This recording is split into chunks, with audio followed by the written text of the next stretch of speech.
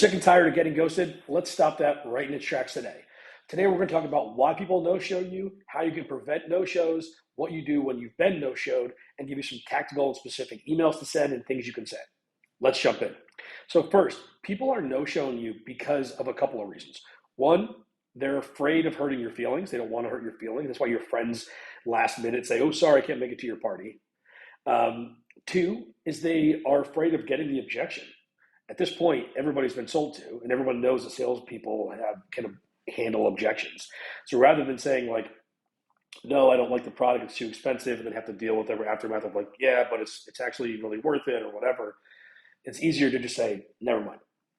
And then finally, it's actually because of high status and low status. And I'll say there's one more too after this, but when you have shown someone that you're a servant sales rep, meaning the kind of sales rep who's like, whatever you need, and I'll get it now, and I'll send you an email with 100 links in it, and whatever you can, I thank you so much for your time. When you do that, what you're telling the other person is, my status is lower than yours. Therefore, it's okay for you to ghost me.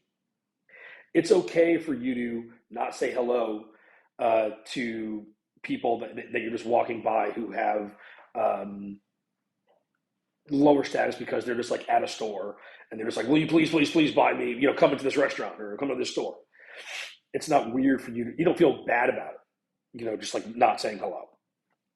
Similarly, if you're on a call and someone is a lower status person, you're not going to feel that bad about ghosting them. Whereas if you instead change your language in your calls to being more high status, you can do things like when the call begins, "Thanks everybody for your time. Looking forward to talking to you guys today." As opposed to, "Thank you guys so much for your time. I really appreciate having it. Do we still have 30 minutes? Thanking people for the time is fine. Overly thankful is going to indicate your lower status. Other things are asking questions, like or asking for approval. "Do you guys think it'd be okay to meet next week?" Versus, "It sounds like we should meet next week. Does Thursday work?" That little bit of status, or even just showing that you're driving the conversation, is what gets someone to feel like, I should treat you as a peer, as a colleague, versus as someone below me.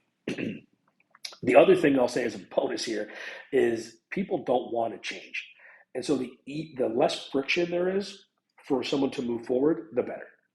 So if you can create the actual next step, hey, the next step would be for you to get X done, for us to meet about Y. When you take control of that, it makes the person see the path and it's easier to walk down it. Think about if you're in a retail store, you're trying to buy a shirt. If you have a shirt in your hand and the retail associate walks up and says, "Do you want to see any other sizes? Can I help you with anything?" That doesn't help you move to the next step, which is to buy the product. Where if instead they walk up to you and they say, "Hey, why don't I'm going to put this shirt in the changing room for you. Is that okay?" It's higher status the way they're saying it. And they're also just like moving you towards the purchase. "I will bring this over here because if you try it on and you like it, you're more likely to purchase." Similarly, if you go to someone and you go, "Hey, it sounds like our next step should be you talking to your team and then us getting feedback. Would that be reasonable?" "Yes." "Wonderful. Go talk to your team and get feedback." All right. Let's talk now about how we can actually remove the people from ghosting us in the first place. The one thing you could do is you can actually miss a portion of your demo. Now, if you're not in software, still missing a portion of what your service provides. So what you do is you go through sections 1 and 2 and part of 3, and you go, we don't really have enough time, it looks like, to go through the end of 3. Why don't we bring this to the next call? And on the next call, we'll also go over pricing. You do this so that you have some value for them on the next call, seeing the rest of the demo, versus just value for you. Do you like it? Or, is it a yes or a no? The next thing you could do is you explain the proposal as a brainstorm.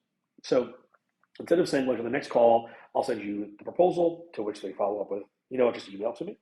You go, "So the next call, we're going to brainstorm the proposal. I'll show you the options we have, and then we can poke through and figure out what works, what doesn't, what you might want to pull out, what other things you might want." And that'll allow you to get the person to go, "Okay, well, I need to be on that meeting. That clearly needs to be a call." The other thing I use is I use internal reminder invites. So let's say between now and our next call, I need them to go to their boss and get approval. I will send an invite for Wednesday if I know that's when their meeting is with their boss, and it'll just say, "Reminder, tell Mike how it went with your boss." It's on their calendar. Hell, I had a customer recently sign up, and what happened was they declined the meeting. So I wrote back like, "Uh-oh, is that bad news?" or something to that effect. And they wrote back like, "No, we're moving forward with you. I actually just wanted to remove the calendar, but I'm going to talk with you later today." So it actually got them to do what I wanted them to do. And the last thing I do here to preface it is I'll use a preface sentence. So for example, if I'm worried about someone ghosting me, I might say something like, hey, we're having a proposal call in a couple of days. I've had some people not show up for those calls. Do you think there's any chance you wouldn't? Hey, our meeting isn't for a few weeks. Do you think there's any chance we're gonna have to reschedule?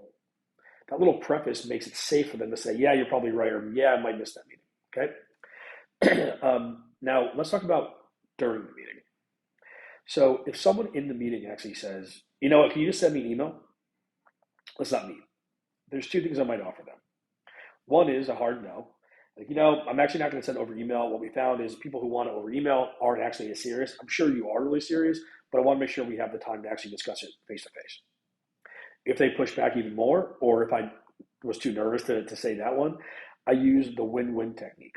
So I either shorten my ask or I lengthen the distance between now and my ask. Here's what I mean. Can we meet tomorrow? Or can we meet Thursday to go over the proposal? No, Mike, send me an email. I'm not interested. I'm like, why don't we do this? Either A, we can meet Thursday, but I'll make it a 10-minute meeting. Or B, we don't meet for another week, which is best for you.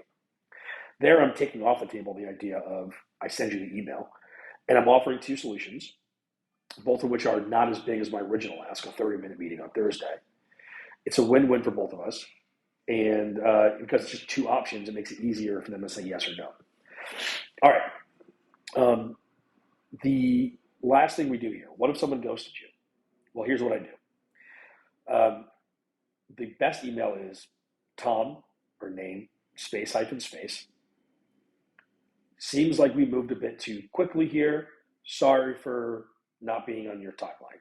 Or, hey, it sounds like things aren't, we've lost some steam, or it sounds like this isn't going the direction we expected. I'm sorry if I tried to move too quickly. Then on the line below that, or two lines below, I go, no hard feelings, or I want you to know no hard feelings. I'm still going to root for you on the sidelines, or I'm still going to be a fan from the sidelines, or I'm still going to be a cheerleader for you guys. Wishing you nothing but the best. Again, no hard feelings, Mike. The no hard feelings, what it does is it indicates that their behavior may be the kind of thing that justifies you to have hard feelings, and you're letting them know, just so you know, I know that what you did wasn't great, but no hard feelings. So it might make them feel a desire to clarify. Hey, I actually wasn't trying to be mean. We're just waiting for my boss. And then the idea of throwing it away, you're showing status here of like, hey, totally get it, man. It's probably my fault. Wishing you the best. And then, of course, all the positive, like no hard feelings. I'm a cheerleader for you, or I really root for you, or everything's good. That indicates that there's no hard, like that you are not losing any sleep over this lost customer, and elevate your status there. Cool. Couple other things I do is if someone's like, let's not meet next week, I might say, hey, do you think we should meet in maybe 2 weeks or even 2 months? Or if someone's ghosted me for a while, I might say, hey, our original plan was to connect, but would you rather connect in a couple of weeks or maybe a couple of months, or this year or next year, this quarter or next quarter? What I'm doing there is I'm saying it's okay if your objection is, I don't want to talk for 3 months, where it's safe now to say that. The other is I will pick A, B, or C. And instead of using like A, did the lion run after you, B, did the alligator get you, or whatever, I'm like, A, was this the wrong time and you want to pick this up in a few months? B, did it turn out this wasn't really the biggest priority? Or C, do you want to pick this up? Just got caught up in a few different things. The ABC makes it easy to respond. You can just go A, B, or C. It also makes it easy to respond because you're saying it's okay if you don't want to do this anymore. It's okay if this needs to wait. And it's okay if you just got swamped with things. So don't feel any guilt in reaching out to me. So these are different ways that you can actually handle ghosting and to not have it happen in the first place. And I hope you're following me everywhere. Join the newsletter and check out tinyurl.com/official sales templates for the exact templates on how to do this and hundreds of other things.